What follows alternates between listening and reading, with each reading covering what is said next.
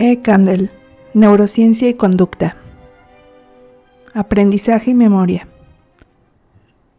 En el capítulo 30 hemos considerado cómo interactúan los programas genéticos con los factores ambientales para determinar la conducta. En este capítulo y en el siguiente, centraremos nuestra atención en los mecanismos específicos mediante los que los sucesos ambientales modelan la conducta. Principalmente lo hacen a través del aprendizaje y la memoria. El aprendizaje es el proceso por el cual nosotros y otros animales adquirimos conocimiento sobre el mundo. La memoria es la retención o el almacenamiento de dicho conocimiento. Incluso los animales con un sistema nervioso simple tienen la capacidad de aprender de su ambiente. Pero claramente esta capacidad alcanza su máxima expresión en los seres humanos. La mayoría de los aspectos de la conducta humana implican cierta forma de aprendizaje. Al estudiar el aprendizaje nos interesan varias cuestiones. ¿Cuáles son las principales formas de aprendizaje?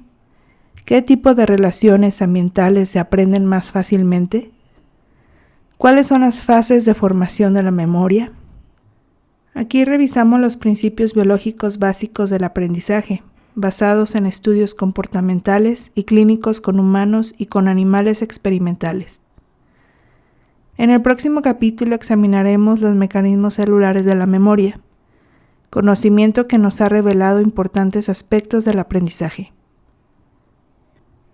Las funciones nésicas pueden localizarse en regiones específicas del encéfalo. Hasta la mitad del siglo XX, la mayoría de los científicos que estudiaban el aprendizaje dudaban que cualquiera de las funciones nésicas pudieran alguna vez localizarse en regiones específicas del encéfalo. En realidad, muchos investigadores de la conducta dudaban incluso que la memoria fuera una función particular de la mente, independiente de la atención, el lenguaje y la percepción. La idea de que el almacenamiento de la información está ampliamente distribuido en todo el encéfalo contrastó marcadamente con la idea que estaba germinando de la localización de otras funciones mentales. Como vimos, ya en 1861, Broca descubrió que el daño circunscrito a la parte posterior del lóbulo frontal en el lado izquierdo del encéfalo, área de Broca, produce un déficit específico del lenguaje. Después de esta localización del lenguaje, no pasó mucho tiempo antes de que los neurocientíficos se dedicaran al problema de si la memoria también puede localizarse. ¿Es la memoria una capacidad mental particular o es solo una capacidad auxiliar de otros procesos mentales? ¿Es la memoria una función de sistemas específicos del encéfalo? Si es así, ¿se localizan todos los procesos nésicos en un sistema o en varios? Pasó casi un siglo antes de que pudieran contestarse estas preguntas. Durante gran parte de este periodo, la opinión general defendía que la memoria es una propiedad general del córtex cerebral en su totalidad. De hecho, los investigadores actuales han demostrado que la memoria implica a muchas regiones del encéfalo. No obstante, hay diferentes tipos de memoria y ciertas regiones del encéfalo son mucho más importantes que otras para determinados tipos de esta. Además, los diferentes tipos de memoria se almacenan en diferentes sistemas neurales. El primero en obtener una prueba de que en el encéfalo humano los procesos de memoria están localizados fue Wilder Penfield, un neurocirujano del Instituto Neurológico de Montreal. Penfield había sido discípulo de Charles Sherrington, el neurofisiológico pionero. A comienzos del siglo, Sherrington había trazado un mapa de la representación motora en el córtex cerebral de monos anestesiados, examinando sistemáticamente el córtex con electrodos y registrando la actividad de nervios motores. En 1940, Penfield empezó a utilizar métodos de estimulación eléctrica similares para trazar mapas de las funciones motoras, sensoriales y de lenguaje en el córtex del paciente sometidos a neurocirugía para tratar una epilepsia focal. Puesto que el encéfalo en sí no tiene receptores de dolor, la cirugía cerebral es indolora y puede efectuarse bajo anestesia local en pacientes completamente despiertos. Así pues, estos pacientes pueden describir lo que experimentan cuando se aplican estímulos eléctricos a diferentes áreas corticales. Al enterarse de estos experimentos, Sherrington, quien siempre había trabajado con monos y gatos, dijo a Penfield: «Debe ser muy divertido plantearle una pregunta a la preparación experimental y que ésta la conteste». Penfield exploró la superficie cortical de más de 1 millón de pacientes. Ocasionalmente encontró que la estimulación eléctrica producía lo que él llamó una respuesta de experiencia, o un recuerdo instantáneo, en la que los pacientes describían reminiscencias coherentes de una experiencia muy anterior.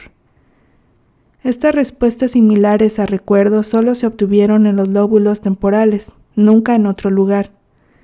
Sin embargo, dichas respuestas fueron escasas incluso en los lóbulos temporales, dándose solo en el 8% de los ensayos de estimulación. La memoria no es un fenómeno unitario y puede clasificarse en implícita o explícita, según cómo se almacene y se recuerde la información. Los estudios de Penfield no fueron totalmente concluyentes. Todos los pacientes que estudió Penfield tenían focos epilépticos en el lóbulo temporal, y los lugares donde se producían respuestas de experiencia eran aquellos próximos a estos focos. Así pues, las respuestas de experiencia podrían haber sido el resultado de una actividad paroxística localizada. Al principio de los años 50 se llegó a entender mejor la función que desempeñan los lóbulos temporales en la memoria, gracias a los estudios de Brenda Milner, una de las colaboradoras de Penfield, sobre los efectos de la ablación bilateral con fines terapéuticos del hipocampo y las regiones adyacentes del lóbulo temporal en unos cuantos pacientes con epilepsia temporal.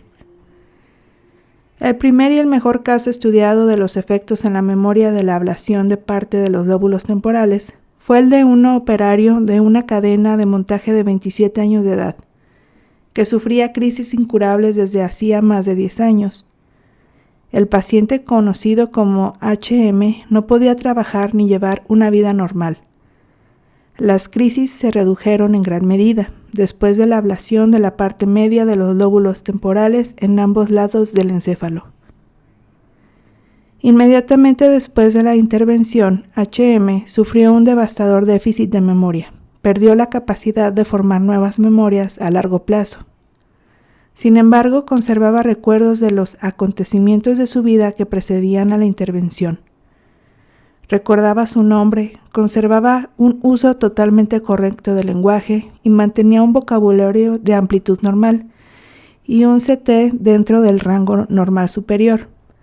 Recordaba los acontecimientos que precedían a su intervención, como por ejemplo el empleo que tenía, y recordaba vívidamente los acontecimientos de su infancia. Por otra parte, la memoria a corto plazo de HM estaba del todo intacta.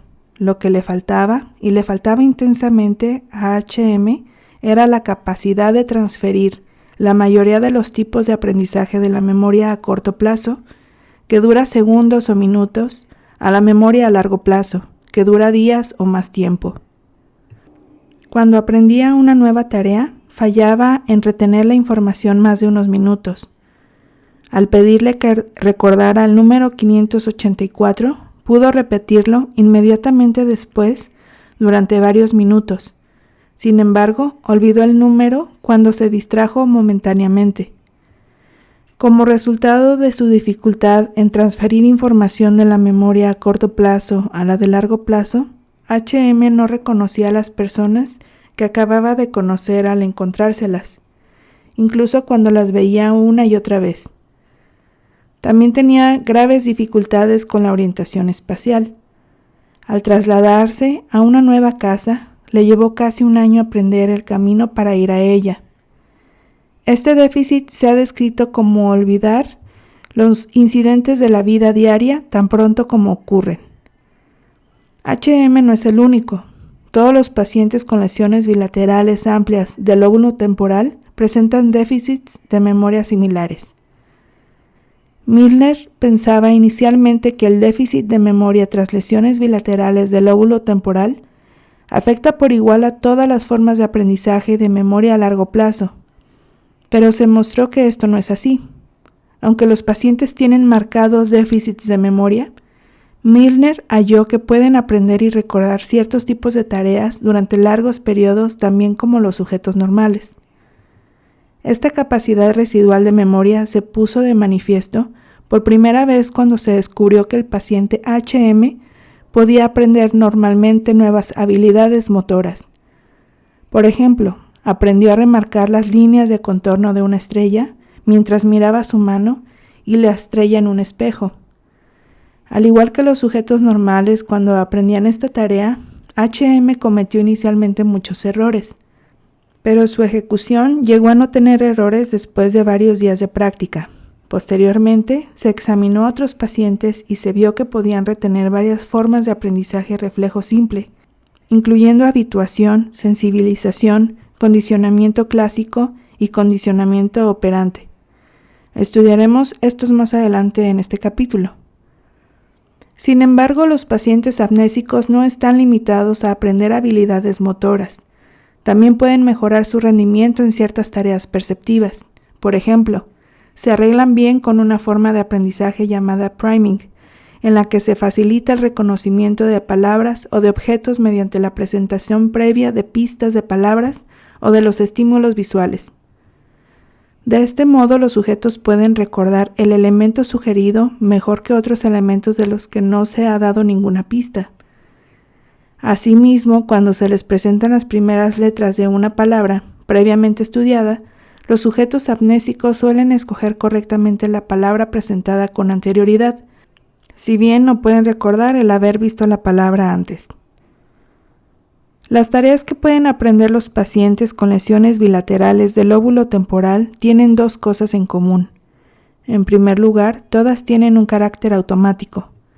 En segundo lugar, las tareas no requieren un recuerdo consciente ni capacidades cognitivas complejas, tales como comparación y evaluación. El paciente solo tiene que responder a un estímulo o una señal, no tiene que recordar algo deliberadamente. Así, cuando se le da para que lo resuelva un rompecabezas mecánico bastante difícil, el paciente puede aprenderlo tan deprisa como una persona normal. Pero si luego se le pregunta, no recordará haber visto el rompecabezas o haber trabajado previamente a él. Al preguntarle por qué su rendimiento en una tarea es mucho mejor después de varios días de práctica que el primer día, puede responder: ¿de qué me está hablando? Nunca he hecho esto antes. Los estudios de pacientes con lesiones del lóbulo temporal han revelado que existen dos modos de aprendizaje esencialmente diferentes, diferencia que los psicólogos cognitivos han empezado a estimar a partir de sus estudios con sujetos normales. Aprendemos acerca de qué es el mundo, adquiriendo conocimientos sobre personas, lugares y acontecimientos que están disponibles a conciencia, utilizando una forma de memoria que por lo general se llama explícita, o aprendemos cómo hacer las cosas, adquiriendo habilidades motoras o perceptivas que no están disponibles a la conciencia, utilizando una memoria implícita. La memoria explícita implica al sistema del lóbulo temporal medial. La memoria explícita codifica información sobre acontecimientos autobiográficos, así como sobre conocimientos de hechos. Su formación depende de procesos cognitivos tales como evaluación, comparación e inferencia. Las memorias explícitas pueden recordarse por un acto deliberado de evocación. A veces se establecen con un solo ensayo o experiencia, y a menudo pueden expresarse concisamente en enunciados declarativos tales como: el último verano visité a mi abuela en su casa natal, acontecimiento autobiográfico, o el oro es más pesado que el agua, conocimiento de un hecho. Los datos precedentes de sujetos amnésicos sugieren que el conocimiento autobiográfico, véase el recuadro 35.1, y el conocimiento de hechos pueden implicar diferentes mecanismos cerebrales en el lóbulo temporal. Así, después de un traumatismo en el lóbulo temporal, algunos pacientes pierden completamente la capacidad de recordar cualquier acontecimiento vivido hace más de unos cuantos minutos, incluyendo acontecimientos personales dramáticos que ocurrieron antes del traumatismo, como por ejemplo un accidente o la muerte de un familiar. Es digno de mención que su capacidad de recuperar su vasto almacén de información sobre hechos permanece intacta. ¿Qué extensión ha de tener una lesión bilateral en el lóbulo temporal para que afecte el aprendizaje explícito? Los estudios con humanos y con animales experimentales indican que el sistema de memoria localizado en el lóbulo temporal medial es bastante extenso. Este sistema incluye al hipocampo, así como el córtex entorrinal, un importante input al hipocampo, el subículo al cual proyecta el hipocampo y el córtex de la región parahipocampal.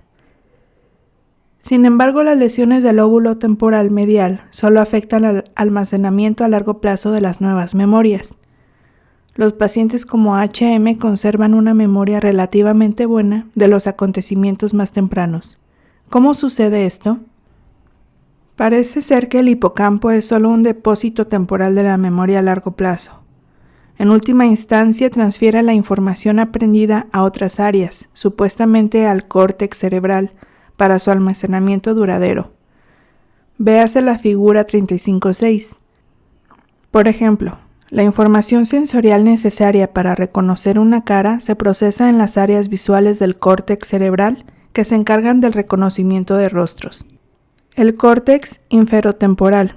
Véase el recuadro 21.2 y el capítulo 23. Simultáneamente, esta información visual sobre rostros se transmite también el córtex entorrinal, que es la fuente de la vía perforada, la principal vía de entrada al hipocampo. Se piensa que después el hipocampo y las áreas del lóbulo temporal relacionadas procesan esta información recién aprendida durante un periodo de semanas a meses, y luego transfieren la información al córtex cerebral, quizás al área del córtex visual encargada del reconocimiento de rostros. Otra posibilidad es que el hipocampo en ningún caso almacene a largo plazo la información, pero que en cambio tenga una función facilitadora que ayuda a almacenar la información inicialmente procesada por el córtex inferotemporal. Así pues, el hipocampo bien puede ser una estación intermedia para la memoria a largo plazo, o bien un sistema de facilitación que es esencial para el almacenamiento de los recuerdos en otra parte del encéfalo. La memoria implícita no requiere un recuerdo deliberado e implica a varias vías perceptivas y reflejas. La memoria implícita es de carácter automático o reflejo, y su formación y evocación no dependen por completo de la conciencia o de los procesos cognitivos.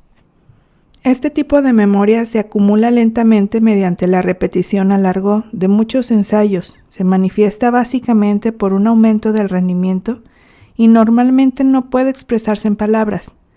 Ejemplos de memoria implícita son las habilidades perceptivas y motoras, así como el aprendizaje de ciertos tipos de procedimientos y reglas, tales como los de la gramática. El aprendizaje verbal, que depende significativamente de la repetición, como por ejemplo aprender de memoria la conjugación de verbos de una lengua extranjera, tiene las características de un aprendizaje implícito. Tal aprendizaje puede evocarse automáticamente sin un esfuerzo deliberado. Se piensa que la memoria implícita de una tarea determinada se asocia estrechamente con la actividad de determinados sistemas sensoriales y motores implicados en el aprendizaje de la tarea, y que se retienen por mecanismos de almacenamiento intrínsecos de cada uno de estos sistemas. Como resultado, la memoria implícita puede estudiarse en diversos sistemas reflejos, tanto en vertebrados como en invertebrados. Por supuesto, incluso los invertebrados con un sistema nervioso simple pueden realizar un aprendizaje reflejo. Por tanto, a continuación pasamos a considerar las formas generales de aprendizaje implícito que se han observado en diversas especies. El aprendizaje implícito puede ser de tipo no asociativo o asociativo. Los psicólogos suelen estudiar las formas implícitas de aprendizaje sometiendo a los animales a una experiencia sensorial controlada, Véase el recuadro 35.2. De tales estudios han surgido dos procedimientos o paradigmas básicos, y estos han puesto de manifiesto que existen dos clases principales de aprendizaje implícito, no asociativo y asociativo. El aprendizaje no asociativo se produce cuando se expone al animal una vez o repetidas veces a un solo tipo de estímulo. Hay dos tipos de aprendizaje no asociativo que son muy frecuentes en la vida diaria: la habituación y la sensibilización. La habituación es un descenso de la respuesta a un estímulo moderado, repetitivo. Por ejemplo, la mayoría de la gente se sobresalta con los primeros fuegos artificiales de la fiesta del 4 de julio, pero a medida que avanza el día se van acostumbrando progresivamente al ruido. La sensibilización o pseudocondicionamiento es un fortalecimiento de la respuesta a una amplia variedad de estímulos, que sigue a un estímulo intenso o nocivo. Por ejemplo, un animal sensibilizado responde más fuertemente a un estímulo táctil suave después de que ha recibido un pellizco doloroso. Además, un estímulo sensibilizador puede anular los efectos de la habituación. Por ejemplo, después de que la respuesta de sobresalto ante un ruido ha disminuido por habituación, la respuesta puede restablecerse dando un fuerte pinchazo. Este proceso se llama deshabituación. La sensibilización y la deshabituación no dependen del momento exacto en que se da el estímulo intenso respecto al estímulo más débil. No se necesita una asociación entre los dos estímulos. No todos los ejemplos de aprendizaje no asociativo son tan sencillos como la habituación y la sensibilización. Muchos tipos de aprendizaje más complejo tienen un componente de asociación que no es obvio, aunque pueden existir formas ocultas de aprendizaje. Estos tipos de aprendizaje incluyen al aprendizaje por imitación, uno de los principales factores de la adquisición del lenguaje. Se han distinguido muchos tipos de aprendizaje asociativo a partir de los procedimientos experimentales utilizados para establecer las bases del aprendizaje. Dos paradigmas experimentales se han estudiado ampliamente. El condicionamiento clásico implica el aprendizaje de una relación entre dos estímulos, mientras que el condicionamiento operante implica el aprendizaje de una relación entre un estímulo y la conducta de un organismo. Pese a lo que mucho se ha difundido el uso de estos modelos en investigación, no todos los aprendizajes asociativos se ajustan bien a este paradigma.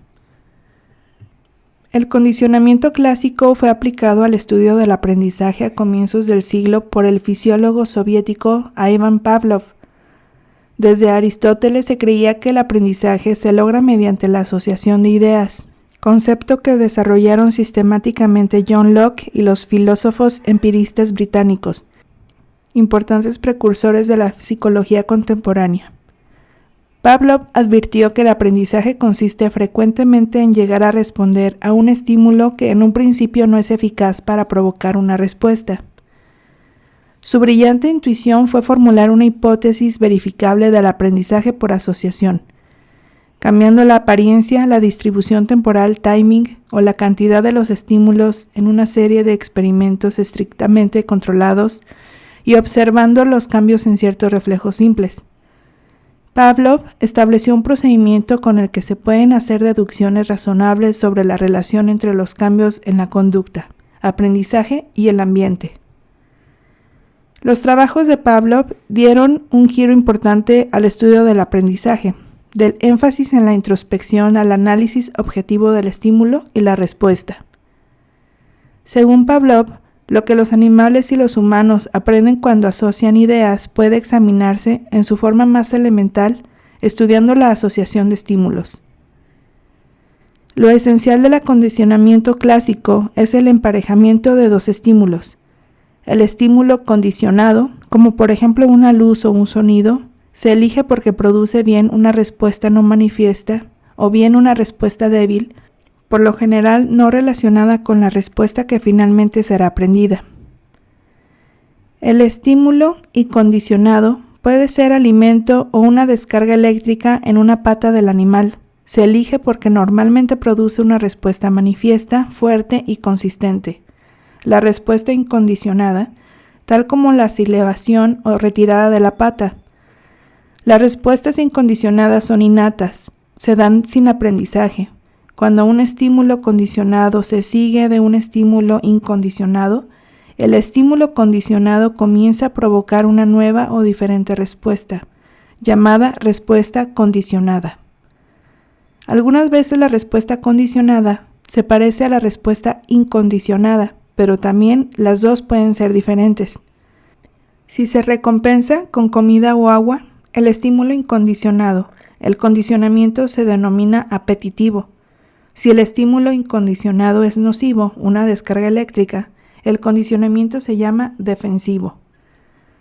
Con repetidos emparejamientos de los estímulos condicionado e incondicionado, el estímulo condicionado parece convertirse en una señal que se anticipa al estímulo incondicionado. Cuando tiene una experiencia suficiente, el animal responde al estímulo condicionado solo, como si éste estuviera anticipando la aparición del estímulo incondicionado. Por ejemplo, si un destello luminoso se sigue repetidamente de la presentación de carne, con el tiempo el destello por sí mismo produce salivación. Así pues, el condicionamiento clásico es un medio por el cual un animal aprende a predecir los acontecimientos del ambiente. Pavlov consideró el condicionamiento clásico no solo como un medio de estudiar el aprendizaje, sino también como un medio de acceder a la mente, los mecanismos que subyacen a los procesos mentales superiores en el encéfalo. Enseñando a los animales a responder selectivamente a los estímulos, confiaba descubrir cuáles son los aspectos de un estímulo que un animal es capaz de reconocer y procesar. De hecho, siguiendo a Pavlov, los psicólogos han investigado con éxito la sensibilidad al calor de los animales. Para ello han utilizado un condicionamiento clásico, empleando luces de diferentes colores como estímulos condicionados y observando qué colores se pueden distinguir selectivamente. La intensidad de una respuesta condicionada o la probabilidad de que ocurra disminuye si el estímulo condicionado se presenta repetidas veces sin el estímulo incondicionado. Este proceso se conoce como extinción.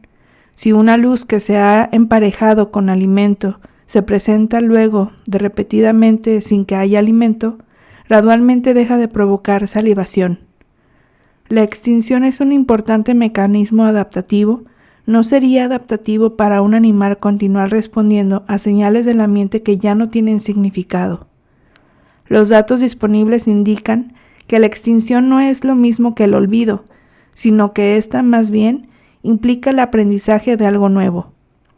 Por otra parte, lo que se aprende no es simplemente que el estímulo condicionado ya no precede al estímulo incondicionado, sino que el estímulo condicionado ahora señala que el estímulo incondicionado no va a darse. El condicionamiento clásico implica un aprendizaje de predicción de las relaciones entre dos estímulos.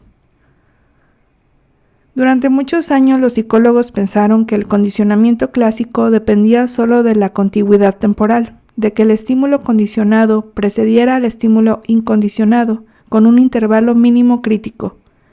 Según esta idea, cada vez que un estímulo condicionado se sigue de un estímulo reforzante o un estímulo incondicionado, se fortalece una conexión interna entre el estímulo y la respuesta o entre un estímulo y otro, hasta que finalmente el vínculo se hace lo suficientemente fuerte para producir el condicionamiento. Se creía que la única variable considerable como factor determinante de la intensidad del condicionamiento era el número de emparejamientos de los estímulos condicionado e incondicionado. No obstante, esta teoría resultó ser inadecuada. En la actualidad, un sólido cuerpo de datos empíricos indica que el aprendizaje no puede explicarse adecuadamente solo por esta simple contigüidad. En realidad, depender solo de la contigüidad temporal no sería adaptativo. Si los animales aprendieran a prever un acontecimiento simplemente porque éste ha ocurrido repetidas veces junto a otro, podrían recibir a menudo información errónea sobre la verdadera relación causal entre los acontecimientos ambientales.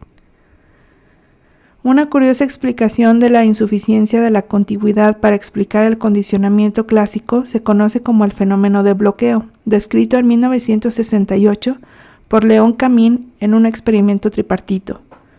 Primero emparejó repetidamente una luz como estímulo condicionado con una intensa descarga eléctrica.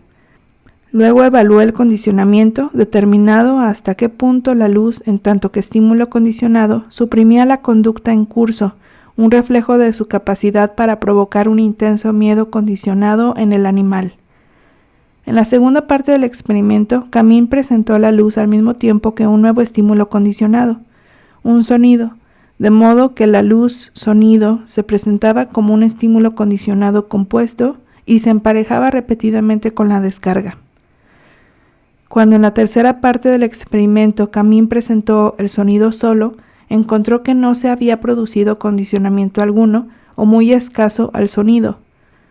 Pese a repetidos emparejamientos del estímulo compuesto luz-sonido con el reforzante de la descarga, el sonido por sí mismo no consiguió provocar miedo. Estos hallazgos fueron elaborados por Robert Rescorla y Alan Wagner en una teoría del condicionamiento clásico, que destaca la importancia del procedimiento de la información en el condicionamiento clásico. Conforme a esta teoría, la cuantía de condicionamiento que resulta de un ensayo depende del grado en que el estímulo incondicionado es inesperado o sorprendente. Si el estímulo incondicionado, EI, es totalmente nuevo e inesperado debido a que no ha sido emparejado previamente con un estímulo condicionado, S, la tasa de aprendizaje es máxima. Pero como el EI se va haciendo gradualmente esperado, ya que lo predice el S, la tasa de aprendizaje disminuye hasta que el EI es absolutamente esperado y la tasa de aprendizaje llega a ser cero. No se produce más aprendizaje. Así, en el caso del bloqueo, el componente de sonido del estímulo compuesto luz-sonido es un S ineficaz, puesto que el otro elemento del estímulo compuesto, la luz, señala satisfactoria y totalmente la aparición del EI. Esta idea ha sido formalizada en términos matemáticos sencillos por Rescorla y Wagner y predice varias propiedades del condicionamiento clásico.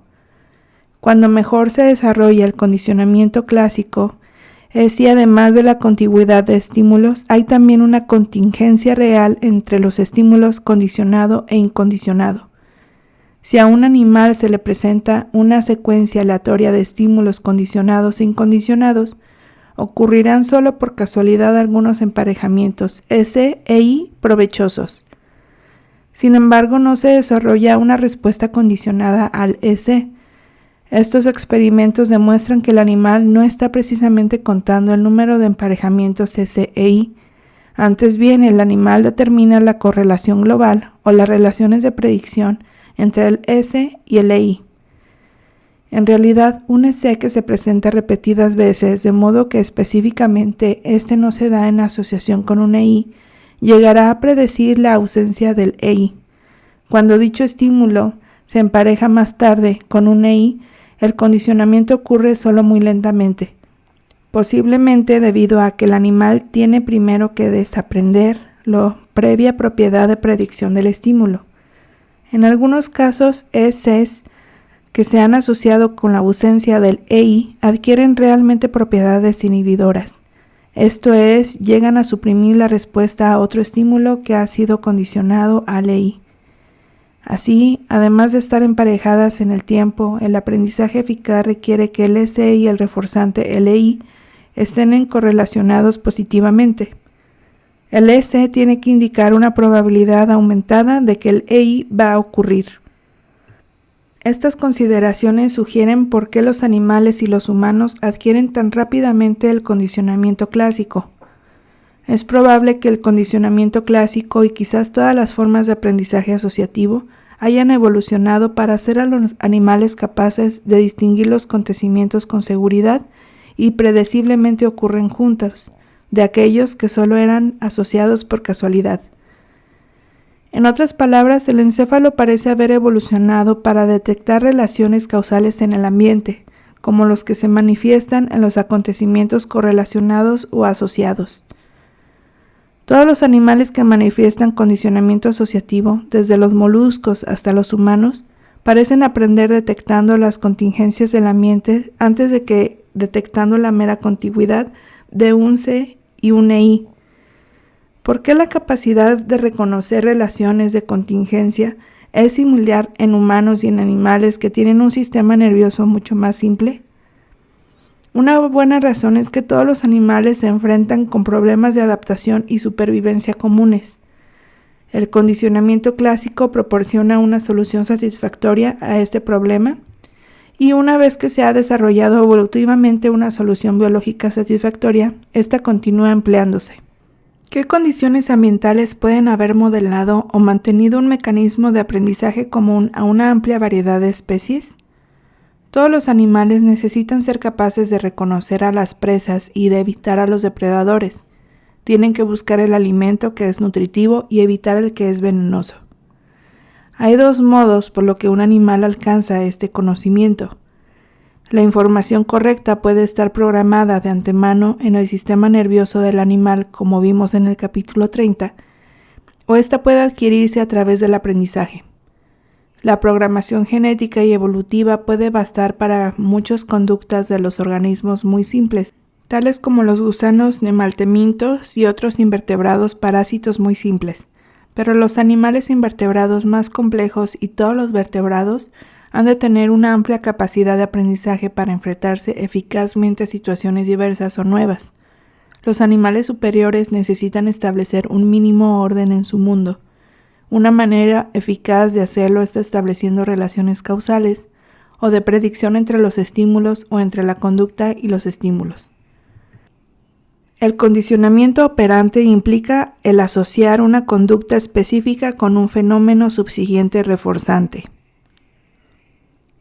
Un segundo paradigma importante del aprendizaje por asociación, descubierto por Edward Thorndike y estudiado sistemáticamente por B.F. Skinner y otros, es el condicionamiento operante, también llamado aprendizaje por ensayo-error. En un típico ejemplo de laboratorio de condicionamiento operante, un investigador coloca a una rata hambrienta en una jaula de examen, la cual tiene una palanca que sobresale en uno de los lados. Debido al aprendizaje previo, así como a tendencias de respuesta innatas y a la actividad aleatoria, la rata presiona ocasionalmente la palanca.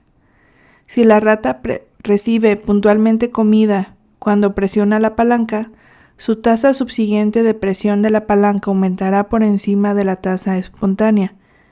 Puede decirse que el animal ha aprendido que, de sus muchas conductas, por ejemplo, acicalamiento, crianza y deambulación, una conducta, presionar la palanca, lleva a la obtención de comida. Con esta información, la rata está preparada para dar la respuesta apropiada cada vez que está hambrienta. Si definimos el condicionamiento clásico como la formación de una relación de predicción entre dos estímulos, el estímulo condicionado y el estímulo incondicionado, el condicionamiento operante puede considerarse como la formación de una relación de predicción entre una respuesta y un estímulo. A diferencia del condicionamiento clásico, que modifica las propiedades de respuestas reflejas específicas a determinados estímulos, el condicionamiento operante modifica la frecuencia de conductas, llamadas operantes, que aparentemente ocurren ya sea espontáneamente o sin que haya estímulos incentivos identificables. Así se dice que las conductas operantes son emitidas antes que inducidas, y cuando las conductas ocasionan cambios favorablemente en el ambiente, cuando son recompensados o llevan a la supresión del estímulo nocivo, el animal tiende a repetirlas. En general, las conductas que son recompensadas tienden a repetirse a expensas de las conductas que no lo son, mientras que las conductas que tienen consecuencias aversivas, aunque no necesariamente dolorosas, por lo general no se repiten. Los psicólogos experimentales convienen en que este sencillo principio, llamada la ley del efecto, rige gran parte de la conducta voluntaria. Aparentemente, el condicionamiento operante y el condicionamiento clásico parecen dispares, implicando relaciones completamente diferentes entre estímulo y la respuesta. El condicionamiento clásico implica el emparejamiento de dos estímulos, mientras que a su vez el condicionamiento operante implica el emparejamiento de un estímulo con una respuesta. No obstante, las leyes que rigen el condicionamiento operante y el clásico son bastante similares, lo cual sugiere que las dos formas de aprendizaje pueden ser manifestaciones de los mismos mecanismos neurales. Por ejemplo, la distribución temporal, timing, es decisiva en ambas formas de condicionamiento. Por lo general, el estímulo incondicionado o reforzante tiene que seguir inmediatamente a la respuesta operante. En el condicionamiento operante, si el estímulo reforzante recompensa se retrasa demasiado, solo da un débil condicionamiento. Hay un intervalo óptimo entre la respuesta y el refuerzo, que varía dependiendo de la tarea específica y de la especie. Análogamente, en el condicionamiento clásico hay un intervalo óptimo entre el S y el EI, que depende de la tarea. El aprendizaje es por lo general pobre si este intervalo es demasiado largo, o si el EI precede al S. Las relaciones de predicción son igualmente importantes en ambos tipos de aprendizaje. En el condicionamiento clásico, el sujeto aprende que un cierto estímulo predice un acondicionamiento posterior. En el condicionamiento operante, el animal aprende a predecir las consecuencias de su propia conducta. El condicionamiento de aversión al alimento ilustra cómo limitaciones biológicas influyen en la eficacia de los refuerzos. Durante muchos años se pensó que el condicionamiento clásico podía ocurrir simplemente asociando dos estímulos cualquiera escogidos arbitrariamente o, en el caso de condicionamiento operante, cualquier respuesta con cualquier refuerzo. Sin embargo, estudios más recientes han demostrado que existen importantes limitaciones biológicas evolutivas del aprendizaje. Como vimos, los animales generalmente aprenden a asociar estímulos que atañen a su supervivencia. No aprenden a asociar acontecimientos que no tienen significado biológico. Estos descubrimientos ilustran con precisión un principio que hemos tratado en los capítulos anteriores sobre el desarrollo de la percepción y la conducta. El encéfalo no es una tabula rasa. No puede ser influido arbitrariamente por los estímulos, sino que está limitado a detectar y asociar solo ciertos estímulos y no otros.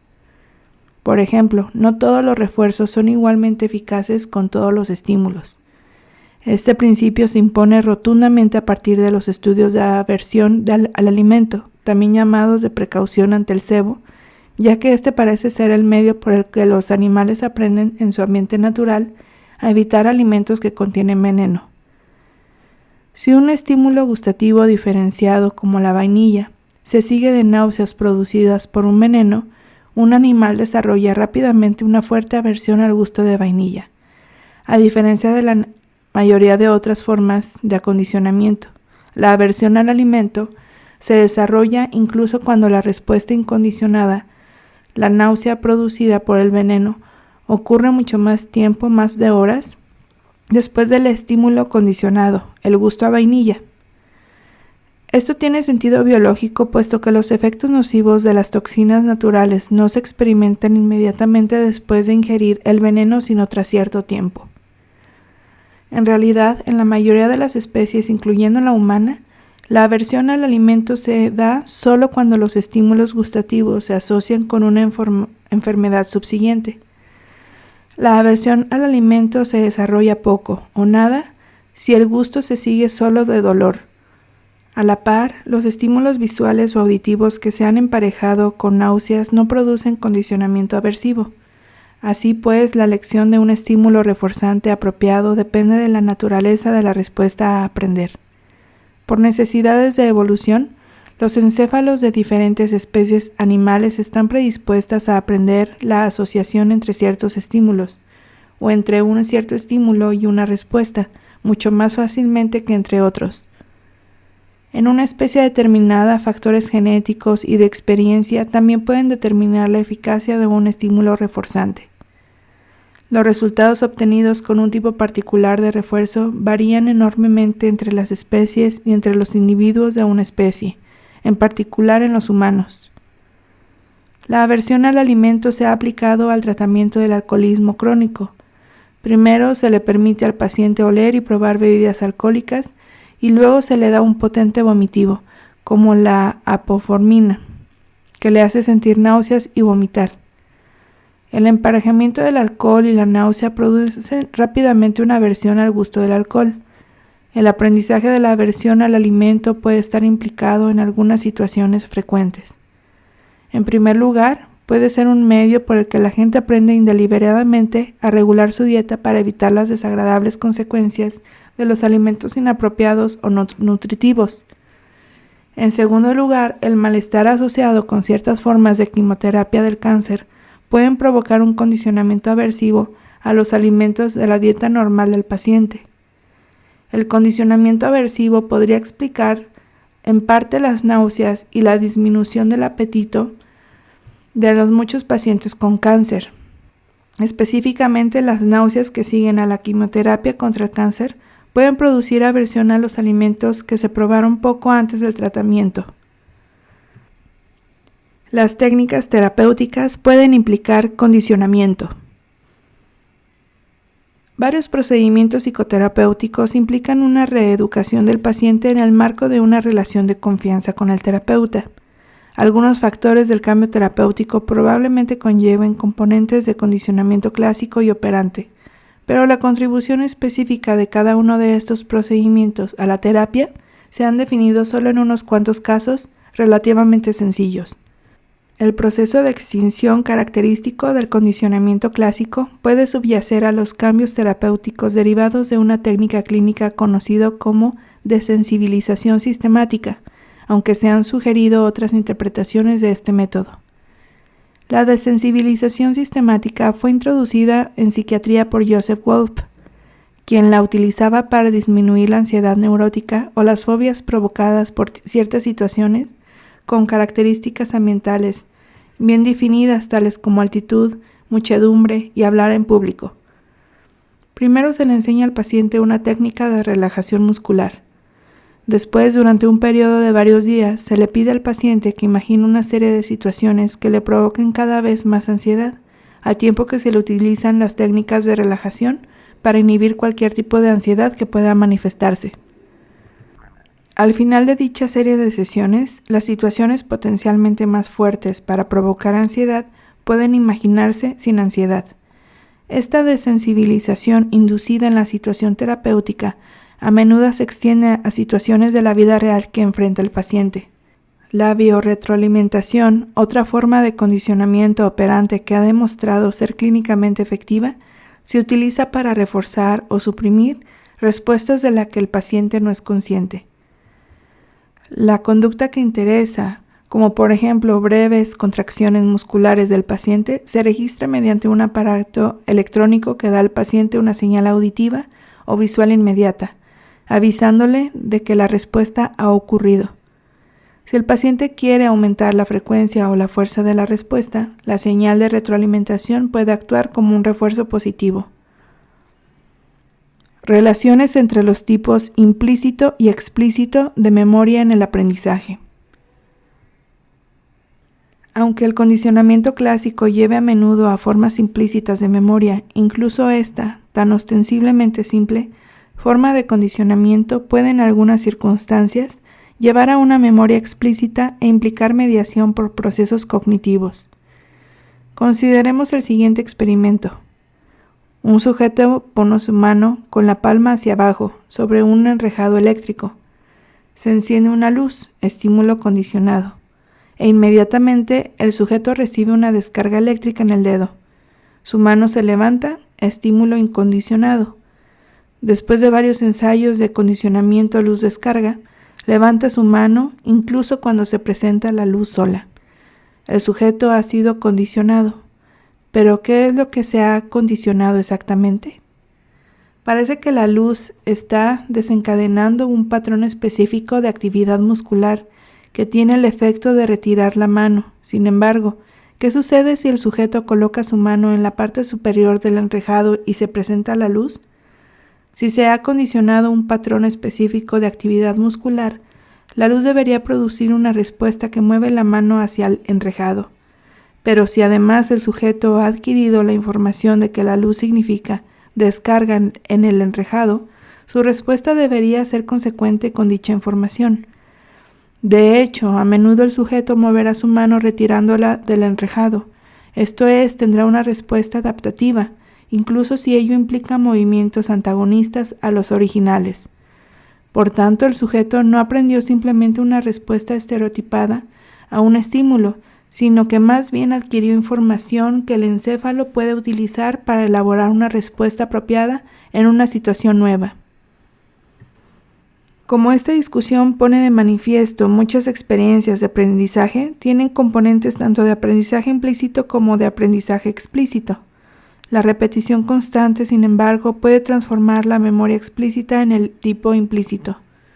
Por ejemplo, aprender a conducir un automóvil al principio implica una retentiva consciente, pero con el tiempo conducir se convierte en una actividad motora no consciente. Ciertos tipos de memoria implícita involucran a la amígdala y al cerebelo. Se ha encontrado que las lesiones en varias regiones del encéfalo afectan a respuestas sencillas, condicionadas clásicamente.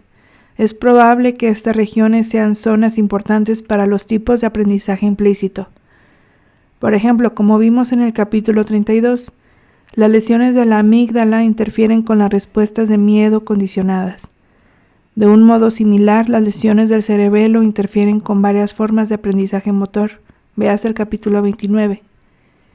En el caso mejor estudiado es el del parpadeo, un reflejo de protección en los conejos.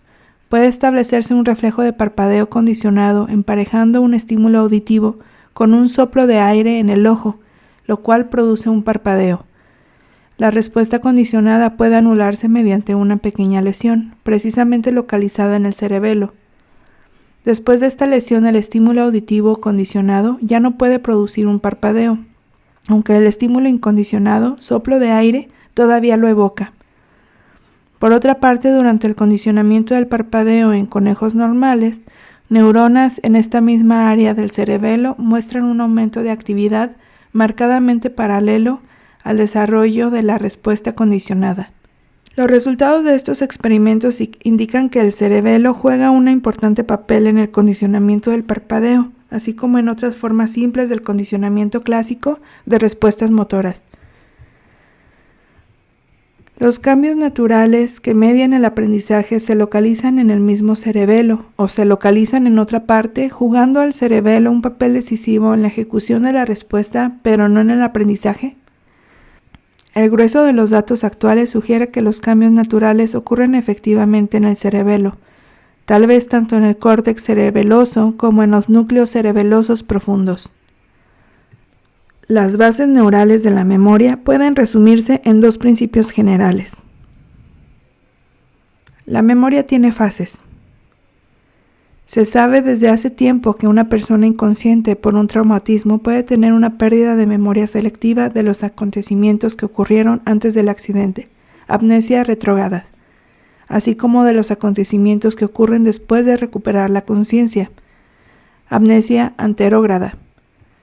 Estos fenómenos se han documentado exhaustivamente en estudios de animales, utilizando factores traumáticos tales como un shock electroconvulsivo, un traumatismo físico cerebral y fármacos que deprimen la actividad neuronal o inhiben la síntesis de proteínas en el encéfalo.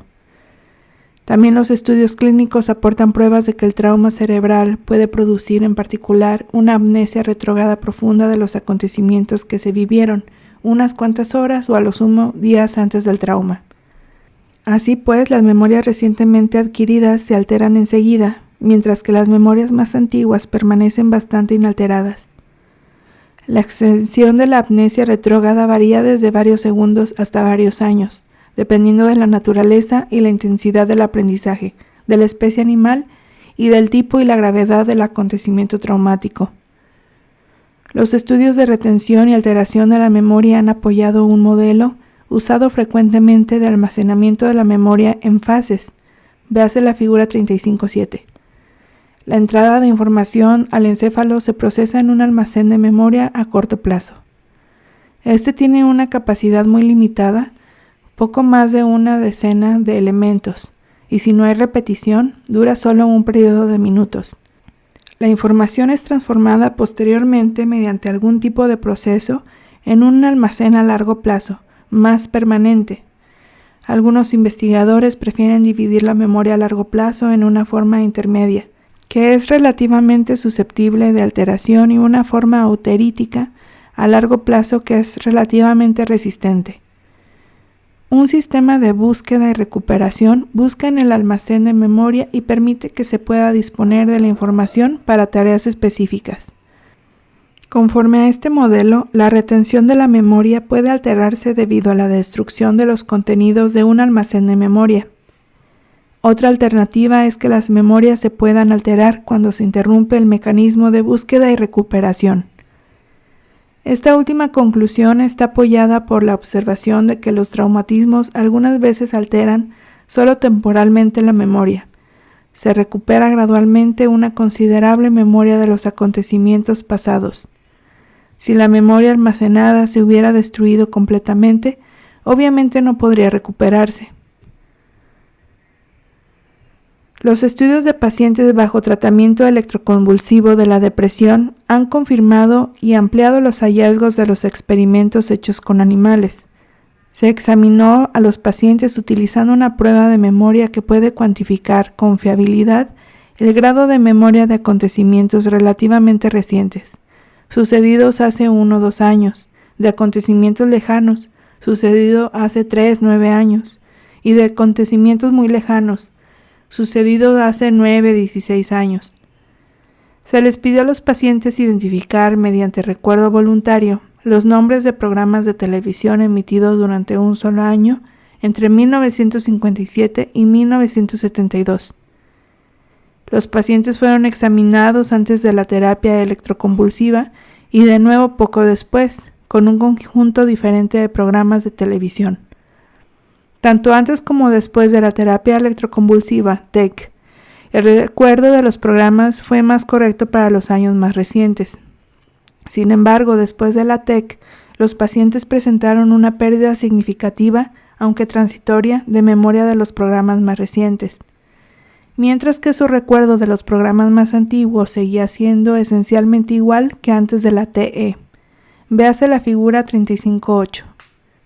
Una interpretación de estos datos es que la recuperación de las memorias recientes se altera fácilmente hasta que las memorias se transforman en una forma de memoria a largo plazo.